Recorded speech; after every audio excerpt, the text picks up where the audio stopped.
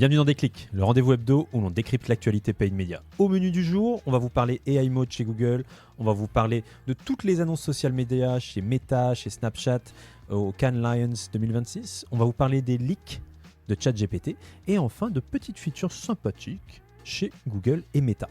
On enchaîne tout de suite donc avec le Google AI Mode / AI Overviews qui a été officialisé, qui est enfin prévu pour le lancement cet été par Google. Ça a été officialisé par West France, qui a été repris évidemment par tous les médias.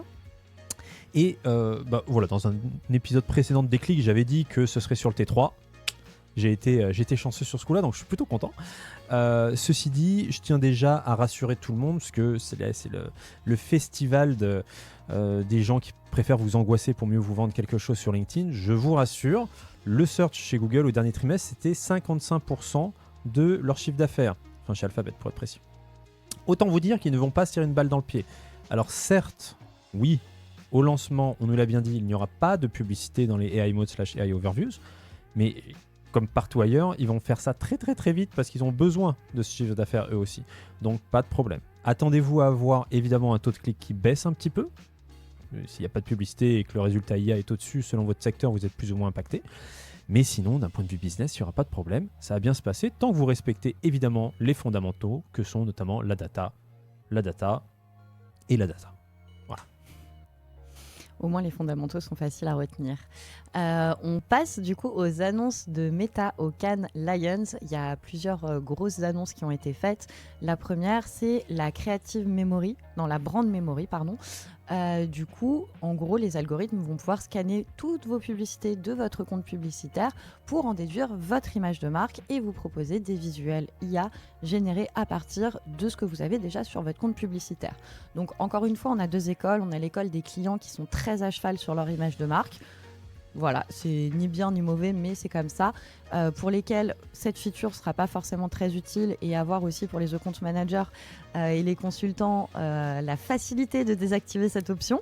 Parce qu'on sait qu'avec les features IA Meta, c'est bientôt, on passe plus de temps à les désactiver et à chercher celles qui sont cachées qu'à faire du setup de campagne. Mais par contre, pour tous les autres qui ont beaucoup plus de liberté sur leur image de marque, c'est vraiment une révolution parce que ça veut dire que vous allez pouvoir générer des déclinaisons créatives à l'infini sans même sortir de la plateforme Meta, ce qui était déjà le cas depuis quelques semaines sur Google. Donc ça reste quand même une très bonne nouvelle et ça va permettre aussi potentiellement de faire des économies sur des outils tiers qui pouvaient être actuellement utilisés pour justement faire ces déclinaisons. La deuxième chose, c'est qu'ils vont merger le Creator Marketplace et le Partnership Marketplace aussi en une seule et unique plateforme pour faire de la collaboration, que ce soit avec des créateurs UGC, mais pour le coup qui sont vraiment en organique. On ne parle pas des briefs qu'on envoie aux agences créa qui vont démarcher des gens, etc. Là, on parle vraiment du vrai contenu organique. Genre, par exemple, moi, je fais un unboxing Sephora et du coup, Sephora peut récupérer ma vidéo pour en faire de la publicité. Voilà. Et à côté de ça, on va avoir aussi tout ce qui va être produits tagués. Donc, à voir dans quelle mesure ça s'applique pour l'Europe, étant donné que ces derniers mois, sur les produits tags qui sont liés au Instagram boutique, on a beaucoup d'annonces, de contre-annonces, c'était supprimé, finalement ça revient, etc. Donc voilà, c'est le seul petit point sur lequel on est un petit peu, je pense, dans le flou.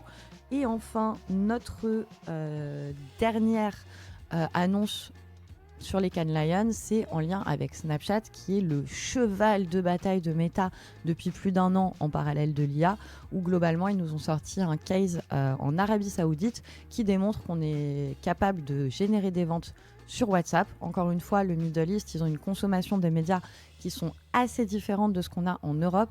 Donc à voir comment ça se concrétise dans le futur en Europe. Mais en tout cas, c'est quand même bon de savoir que la conversation peut générer des ventes.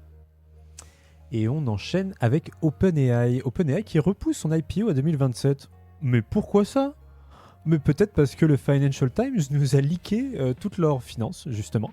Et on y apprend qu'ils ont une perte sèche en 2025 de, attention, roulement de tambour, 38,5 milliards de dollars. Pardon ? Voilà. Donc, si vous êtes comme moi et ça ne vous parle pas tellement ce chiffre est délirant, je vais le mettre en contexte.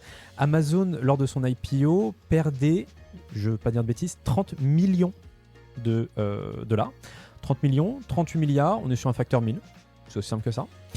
Uber, relativement mauvais élève, entre guillemets, 4 milliards de pertes au moment de son IPO. C'est toujours 10 fois moins. Et puis après, on peut aussi prendre les bons élèves, Google et Meta, qui étaient bénéficiaires lors de leur IPO. Donc voilà, forcément, quand on lit ça, on se dit « Ah, on va peut-être repousser l'IPO à l'année prochaine, monsieur Altman, parce que là, c'est un peu compliqué. » Bah oui, tu m'étonnes, c'est compliqué. Bon, ceci dit, je veux pas non plus être alarmiste ici. Il y a quand même des signaux qui sont encourageants et d'autres qui sont franchement rassurants. Primo, déjà, OpenAI, d'un point de vue revenu, dans le même article du Financial Times, ça monte en flèche. Tu m'étonnes, merci la publicité. Deuxièmement, ils investissent énormément en marketing. À nouveau, très très positif. Pourquoi c'est positif ? Puisque leur audience est quand même flat depuis septembre 2025, je le rappelle, étude SEMrush. Enfin, et peut-être le plus important, Microsoft, c'est 27% des parts d'OpenAI, et sur les 38,5 milliards de pertes de 2025, on impute 17 à Azure, Azure qui est évidemment chez Microsoft. Donc en réalité, c'est une poche qui donne à une autre à grosso modo 50%. Quand on s'appelle Microsoft, on est prêt à faire ce genre de gros paris. Donc, pas trop d'inquiétude pour OpenAI, mais maintenant, il faut quand même avancer sévère. Donc, on leur fait confiance. Ils font du très bon boulot pour l'instant. Donc, on croise les doigts que ça se passe bien. Mais c'est vrai que quand on regarde le leak, ça fait un peu transpirer. Et on enchaîne, on reste à Cannes côté social media avec les annonces de Snapchat. Globalement, ils rattrapent leur retard par rapport aux autres plateformes sur toutes les features IA, foncièrement, l'aide à la mise en ligne, l'analyse des résultats, etc. Comme ce que Meta a proposé et dont je parlais il y a quelques minutes, une Creator Marketplace pour faciliter justement tout ce qui va être partenariat, etc. Donc Snapchat, en bon élève, rattrape les autres plateformes, peut-être un peu plus rapidement que certains autres compétiteurs. Mais quoi qu'il en soit, ils sont là, ils sont dans la place et on a hâte de voir ce que ça va donner. On enchaîne avec des petites features, mais comme on dit en anglais, le diable se cache dans les détails. Donc on revient chez Google qui nous sort de derrière les fagots l'optimisation Maximize Conversion Value, donc optimiser la valeur de conversion pour les campagnes shopping traditionnelles.